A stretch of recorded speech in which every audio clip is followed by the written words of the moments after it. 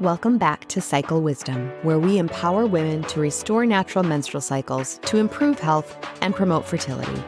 I'm your host, Dr. Monica Minger, and I'm so glad you are listening today. On today's episode, I am so excited to be interviewing a dear colleague of mine, Dr. Sadaf Lodhi. This is actually going to be a two-part episode because we were able to cover so much information. Over the next two episodes, we're going to be talking about how women's hormones change as they go through perimenopause and into menopause, specifically in regards to the role of estrogen. Dr. Sadaf and I will talk about how decreasing estrogen levels can cause a myriad of symptoms. And most importantly, we will discuss ways to treat this estrogen deficiency, as well as discuss the safety of being on hormone replacement therapy longer term to help prevent troublesome symptoms and chronic health problems. I hope you enjoy these episodes. Dr. Sadaf is a board-certified OB-GYN and executive coach for women based in New York. She graduated from the University of Michigan with honors, receiving a bachelor's of science in biochemistry. She then went on to earn her doctorate in osteopathic medicine at Michigan State University and completed her residency in gynecology and obstetrics in Michigan as well. After residency, Dr. Sadaf earned additional certification as a life and executive coach from Rutgers University as a sex counselor and educator. As if all of that wasn't enough, she is also a Menopause Society certified practitioner, as well as a fellow of the International Society for the Study of Women's Sexual Health. Dr. Sadaf, welcome to the Cycle Wisdom podcast. Thank you so much for having me on. I really appreciate it. So I know I shared your background and training with our listeners just now, but could you explain to us a little bit more about the work that you're doing currently and what's coming in the near future for you? Yeah, absolutely. So like you said, I'm a board certified OBGYN and I'm still practicing, still delivering some babies. But I did sexual counseling and education through the University of Michigan. They have a year-long course. So I did that course. And I'm an ISHWSH fellow, like you said, which is the International Society for the Study of Women's Sexual Health. And with all my focus on sexual health, I do also do intimacy coaching for women. And also, I am a Menopause Society certified practitioner. So I also focus on perimenopause and menopause, and just to make sure that women, as we age in a healthy way so that we are strong and able to pick up our grandkids, right? Yes, I love that. And I think so important and so relevant for, many of our listeners are still going through and having cycles, but realizing that it's not just this switch that flips and then all of a sudden now we have to start paying attention to our hormones. So this is going to be great. So our focus today, we're going to be talking about some of the changes that happen in hormones throughout our lives, and specifically kind of with that perimenopause transition and estrogen in particular. But let's start off with talking a little bit as far as telling our listeners and just reminding them, what is perimenopause? How is that different from menopause? So perimenopause is the time around which our periods start to become irregular. Also, some women may experience hot flashes, night sweats. Other women may notice like palpitations. Some women may notice brain fog. All of these things, I saw somewhere that it was over 200 symptoms that can happen with perimenopause. They can have like decreased libido. Maybe they were normal before and then start to experience decreased libido. You can have change in the menstrual cycle. You can have change in your vulvovaginal symptoms. So, for example, you can have pain with intercourse. Say you never had that before. You can notice decreased lubrication. There can be sleep disturbances. There can be depression, anxiety, moodiness. There can be brain fog. A lot of women experience that. And so, problems with concentration, joint pain, bone loss, dry eyes, loss of collagen, increase of wrinkles, change in our weight distribution. Sometimes that happens for some women. And so any of those and all of those things can be happening. Yikes. That does not sound like a very fun time to have to go through all of that, right? So hopefully good to be working with somebody like yourself who is able to help kind of manage those transitions and deal with what do I need to be paying attention to during these times. So typically, when does perimenopause happen? And are there factors that impact when that happens? Yeah. So The mean age for somebody to go through menopause is 52. So I talked just a little bit about perimenopause, which is a time right before menopause. Menopause is a period in a woman's life where she's had no period for a whole year. So you have to go a whole year without a period to be in menopause. Any bleeding that occurs after that is never normal and is called postmenopausal bleeding. And make sure you please go and get that evaluated if that ever happens. The mean age for somebody to go through menopause is around 52 here in the US. But of course, it can range anywhere from 45 to 55. So, what we learned is there was a study called the SWAN study, which was a study that began in 1994, and it was a multi center study. And what they noted was that women of different ethnicities went through perimenopause, menopause for different amounts of time. And what they noted was that Black women tended to experience perimenopausal symptoms for about 10 years, and Hispanic women for about 8.9 years, white women for about 6.5 years, and then Japanese and Chinese women for about 4.8 to 5.4 years. So they noted that there was this variation in different ethnicities. And one thought of that was, why does that happen? We don't really know why that happens, but what they noticed was that women that had experienced trauma in the past, there was a paper that came out, I believe it was in 2020, that noted that women that experienced repetitive and systemic racism tended to experience perimenopause for a longer period of time. And they based that on something called epigenetics. And what they noted is that those women's telomeres were actually shorter and that their DNA had changed because of the chronic stress that they experienced because of the racism. And they think that that might be the reason why, say, African American women tend to experience perimenopausal symptoms for 10 years, whereas the Caucasian women actually experiences it for about 6.5 to 7 years. That is fascinating. I hadn't heard of that study, so that's really interesting to note and to realize that there can be that much variability. I'm glad somebody is looking at that information as well. That's very good to know. Absolutely, yeah.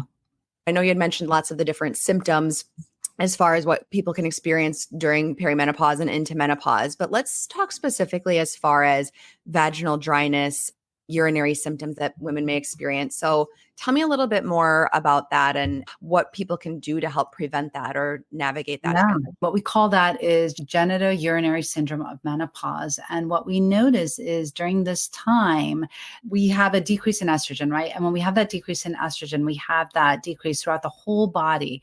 And what we also know is that estrogen receptors are scattered throughout the whole body. So, on the scalp, in our muscles, everywhere, and also in our vulvar area and also in the vagina. And when we don't get that estrogen that we need, what we notice based on histology. So looking at these cells a little bit closer, what we notice is that there's thinner epithelium, so basically thinner tissue in that area. And that's because the tissue is not getting the estrogen that it needs.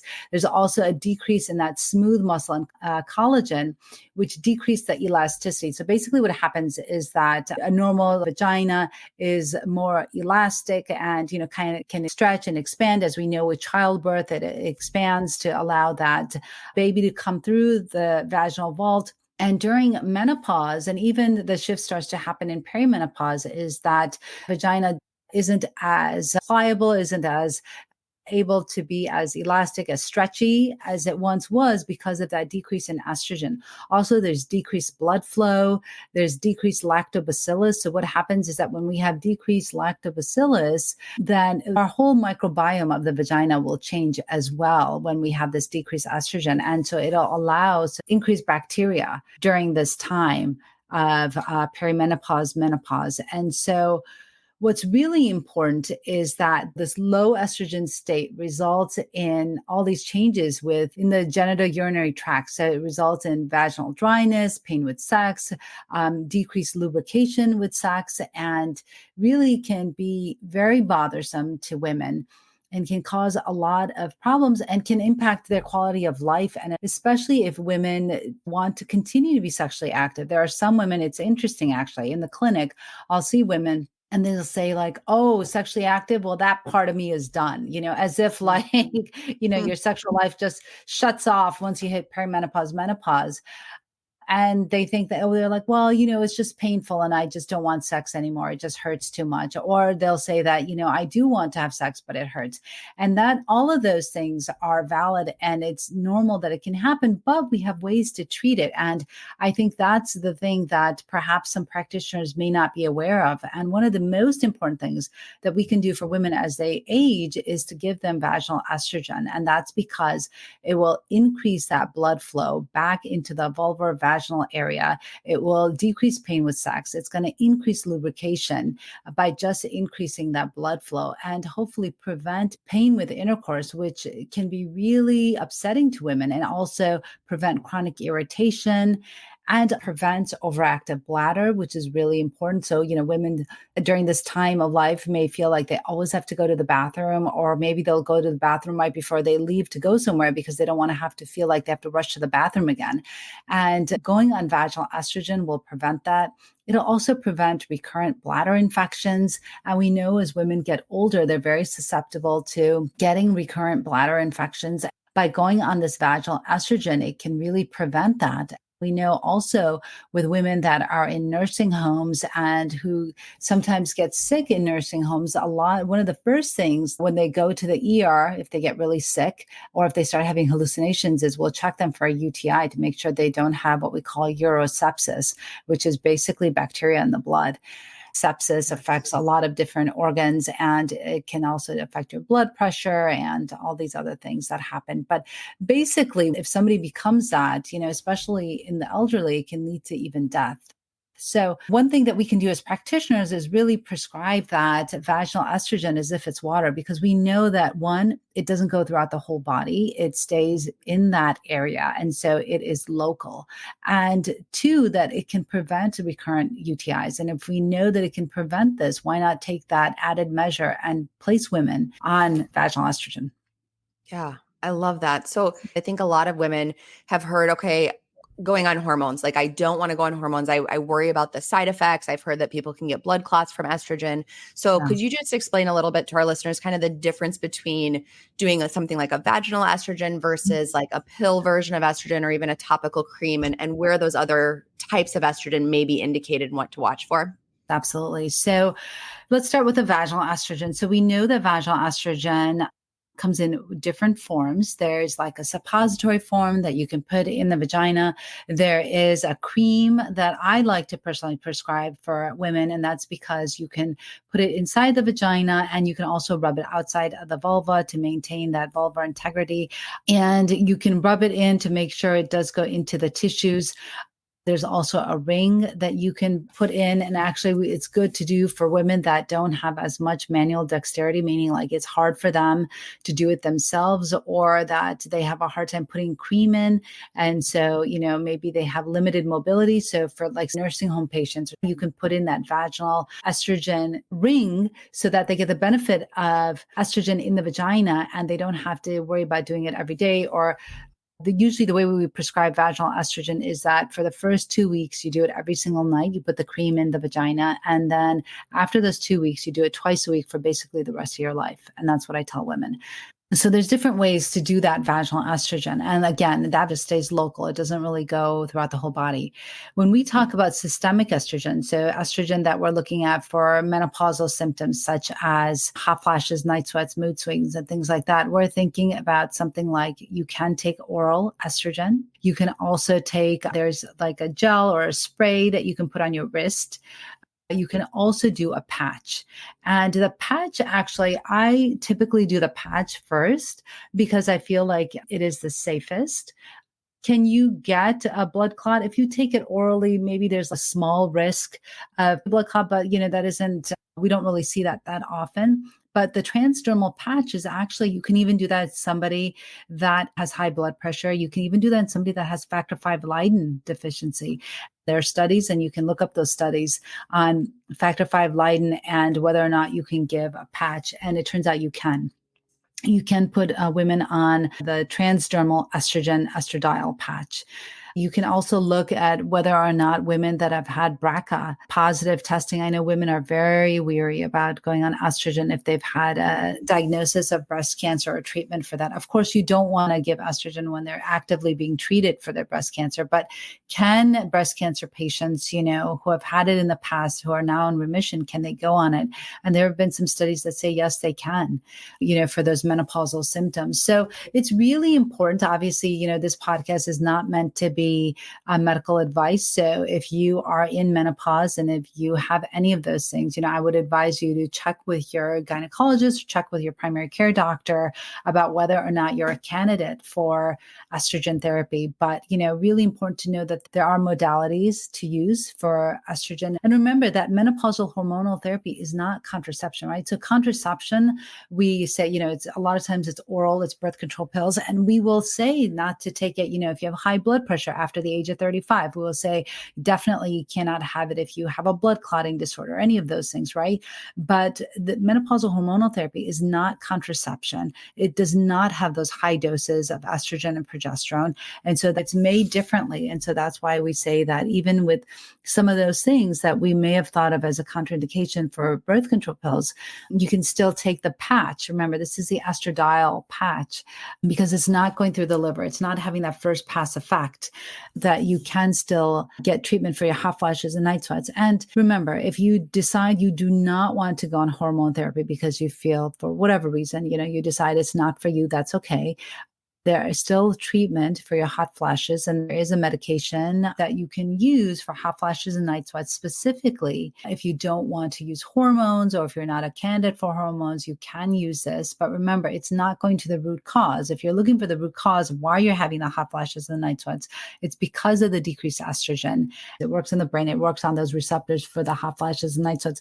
But it's not going to give you the protection of, say, estrogen, which is protective for osteoporosis, which also helps with brain fog, which is protective against cardiovascular disease. There's so many things. It's protective, even though it's not FDA approved for all of those things. It can help with, of course, that urogenital symptoms.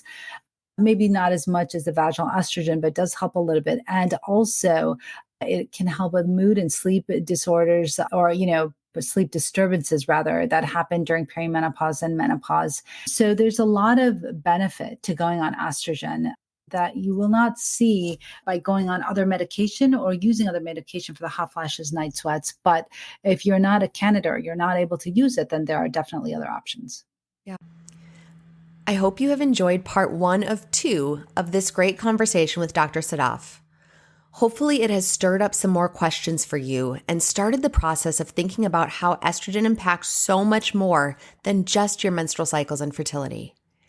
Make sure to tune in next week for the second part of our interview, where Dr. Sadaf and I will talk more about estrogen's role in brain health, memory, and our emotions.